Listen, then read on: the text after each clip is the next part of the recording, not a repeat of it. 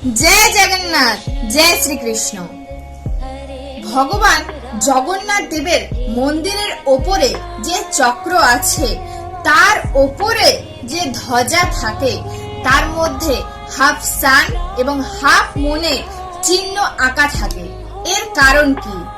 জগন্নাথ দেব এটাই বোঝাতে চেয়েছেন যে যে যে ব্রহ্মাণ্ডে সূর্য এবং চন্দ্র আছে, সেখানে সেখানে আমার রাজ্য।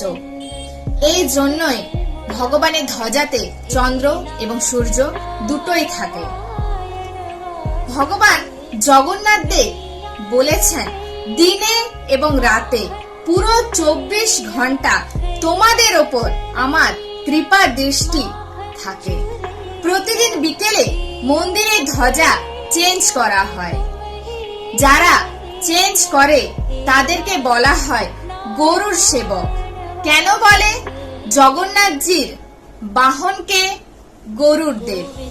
গরুর যে কৃপা প্রাপ্ত করে ভক্ত ওপরে ওঠে।